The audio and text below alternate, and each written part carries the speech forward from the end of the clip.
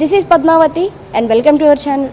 గుడులు వాటి ప్రత్యేకతలు, వాటితో పాటు పూజారుల వారి జీవితాలు, వాళ్ళ కథలు, అసలు వాళ్ళ కష్టానికి తగ్గ ఫలితం, ఇలాంటి మరెన్నో ప్రశ్నలు, వాటికి సమాధానాలు వారి మాటల్లోనే తెలుసుకుందాం. నమస్తే సార్. ఈ గుడిని ఎప్పుడు స్థాపించారు సార్? ఈ గుడి సుమారుగా 100 సంవత్సరాల పూర్వమై ఇక్కడ పోచమ్మ గ్రామదేవత ఉండేది. దాన్ని అనుసరించుకొని 1990లో విజయదుర్గాదేవి అమ్మవారిని స్థాపించడం జరిగింది.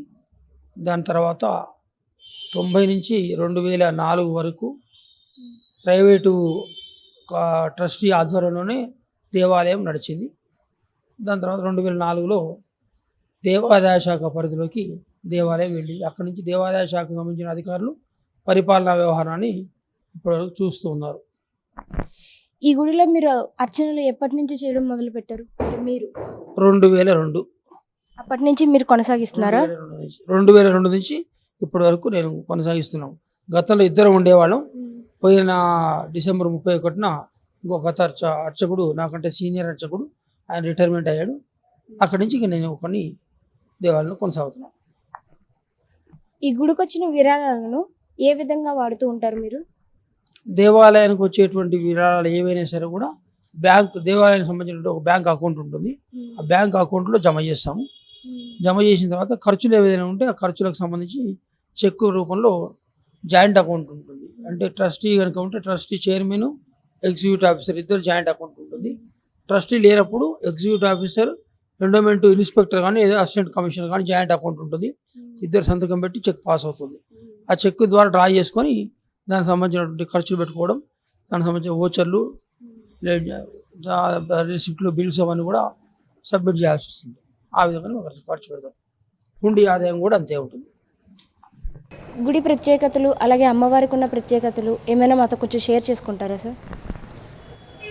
ఈ దేవాలయంలో అంటే ప్రతి శుక్రవారం విజయదుర్గాదేవికి అమ్మవారికి ఉదయం అభిషేకము, ప్రతి ఆదివారం పోచమ్మవారికి అభిషేకము, విశేషంగా అభిషేకాలు జరుగుతాయి.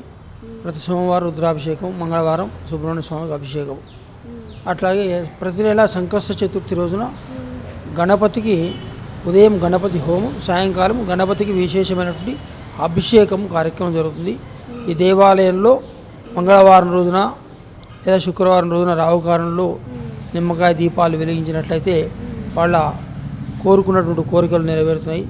చాలామంది ఈ దేవాలయంలో సంకష్ట చతుర్థి అభిషేకం చేసుకొని సంతానం పొందినటువంటి వాళ్ళు చాలామంది ఉన్నారు.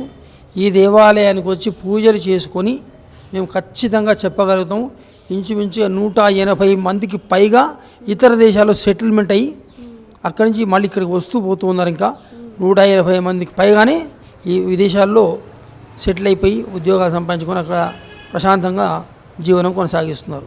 దేవాలయానికి రావడం వల్ల, దేవాలయంలో పూజా కార్యక్రమాలు కొనసాగించుకోవడం వల్ల ఇక్కడ భక్తి అనేది ముఖ్యము, నమ్మకం అనేది అంతకంటే ఎక్కువ ముఖ్యము. అవి రెండు ఉన్నట్లయితే అమ్మవారు తప్పకుండా అనుగ్రహిస్తుంది.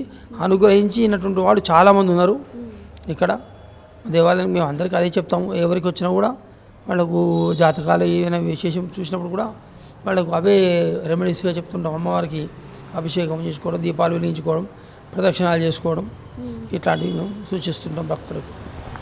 అమ్మవారి గురించి ఆ కథ ఏమైనా చెప్పగలరా? అంటే కొంచెం మాకు కూడా అవగాహన కోసం. అమ్మవారు ఆదిపరాశక్తి. ఆమె శ్రీచక్ర పీఠం పైన ఉన్నటువంటి ఒక మహిమాన్వితమైనటువంటి ఒక శక్తి. ఆమె ఈ త్రిమూర్తుల్ని సృష్టించింది కూడా అమ్మవారే. ఈ త్రిమూర్తులు వాళ్ళంతా వాళ్ళు పరిశోధన చేసుకుంటూ వెళ్ళిన తర్వాత చతుర్దశ భువనాల తర్వాత శ్రీచక్ర పీఠం పైన అమ్మవారు వాళ్ళకి ప్రత్యక్షమైంది. ఆ యొక్క అమ్మవారి ఆజ్ఞతోనే ఈ యొక్క సకల సృష్టి అంతా కూడా నడుస్తూ ఉంది. అది అమ్మవారి. మరి మీకు ఎట్లా జీవనం సాగుతూ ఉంటుంది? అంటే లైక్ గుడి మీద వచ్చిన దానితోనేనా, లేకుంటే మీకు ఇంకేమైనా వేరేగా శాలరీలు ఇలాంటివి ఏమైనా ఉంటాయా సార్? గతంలో అంటే 2014 కంటే ముందు మాకు ప్రైవేట్ ట్రస్టీ అంటే గుడి ట్రస్టీ ద్వారానే ఎండోమెంట్ పరిధిలో ఉన్నా కూడా గుడిలో వచ్చినటువంటి ఆదాయంలోనే పూర్తిగా సంవత్సరానికి వచ్చినటువంటి ఆదాయంలో 30% ఇన్కమ్ను జీతాల కింద తీసుకోవడానికి ఒక చట్టం ఉండేది, దేవాదాయ శాఖ చట్టం 30/87 చట్టంలో. కానీ దాని తర్వాత రాజశేఖర రెడ్డి గారు వచ్చిన తర్వాత 33/2007లో కూడా అదే సెక్షన్ను కొనసాగించారు.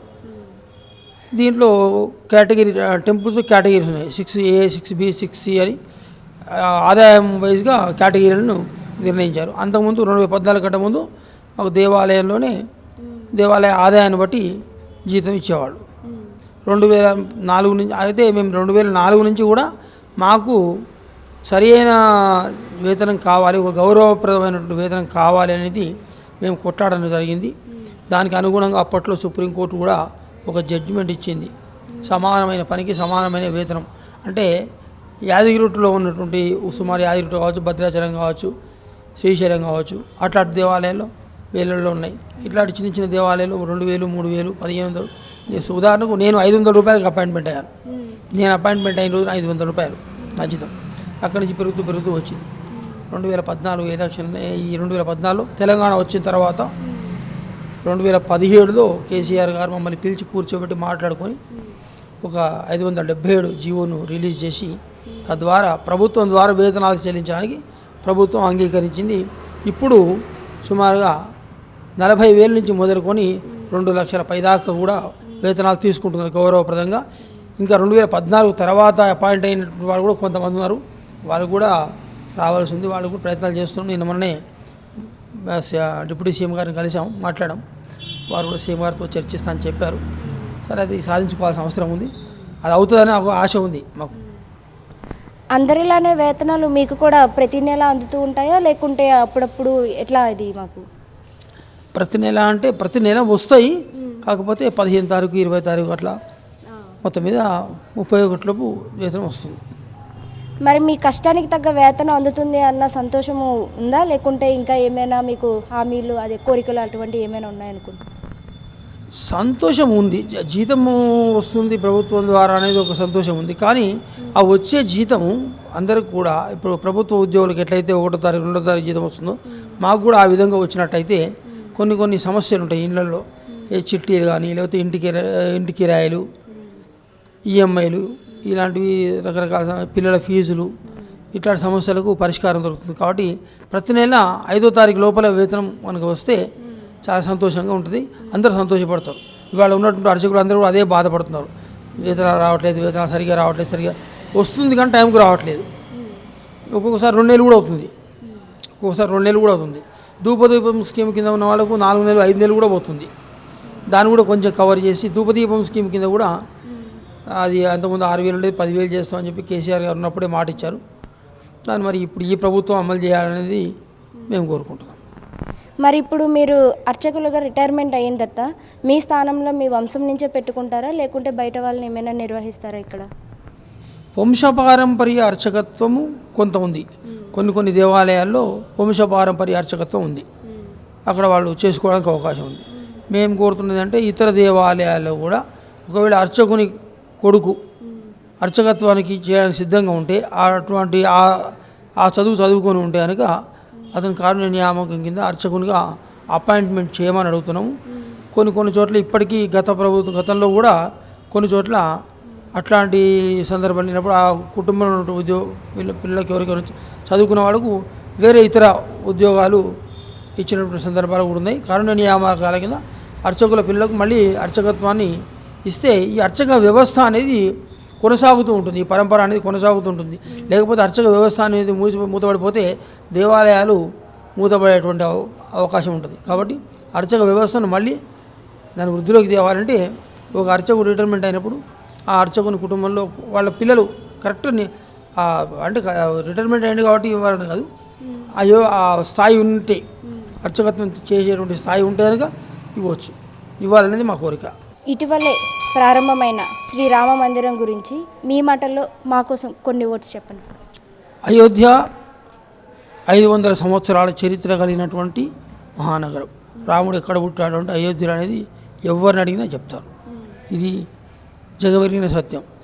92లో కరసేవ జరిగింది, అంతకుముందు 89, 90లో కూడా ములాయం సింగ్ యాదవ్ గవర్నమెంట్లో కూడా కరసేవ జరిగింది. అప్పుడు కొంత ప్రభుత్వం నిరంకుశత్వంగా పరిపాలించి కాల్పులు జరపడము, సుమారు ఒక 4,000 మంది కరసేవకులు చనిపోవడం జరిగింది.